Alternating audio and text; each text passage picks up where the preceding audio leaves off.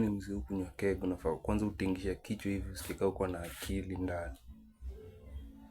Juu mimi sielewi design unakunywanga mavi ya Guinness unajidanganya ati hiyo ni pombe mzee. Ndio maana niko nashindwa mbona hii kitu first time nikikunywa inaonja ufala.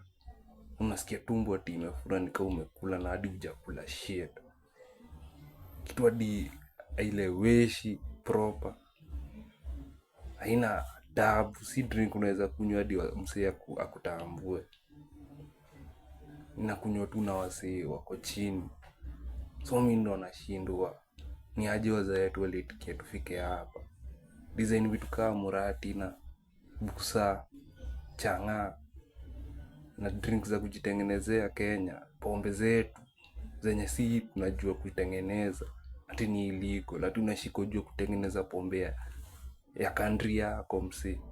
Na hizi pombe tunakunywanga ni za zinatengeneza na wasee wa majuu ni zao za kwao, vitu wameishi kutengeneza kutoka kitambo. Ati si pombe yetu ni mbaya, ati sasa tunakaa si ni mafala, wao ndio wako na akili. Bro, si ndio mafala zaidi. Juu si tunakunywa pombe zao na wao wakunywe pombe zetu aje sasa. Aje sasa ati ndio maana kuna pub mingi ndogo ndogo, hizi local pub. Juu ya pombe kaa keg msee. Ati gava inatushow hii ni illegal, hii ni ufala. So kawe hukunywa keg wewe ni fala. Ndio maana hadi kunauzio manyaru siku hizi. Juu tuliambiwa ati hizi vitu ni illegal. Na mawaristi ni wengi msee. So juu ya kuavoid kushikwa msee inabidi afanye vitu za ufala, auze vitu substandard msee.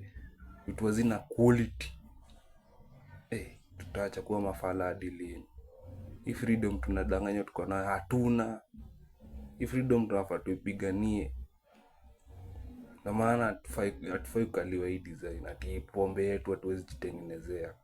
What the fuck is that shit? Ni umblame. So kama unakunywanga keg wewe ni fala by the way.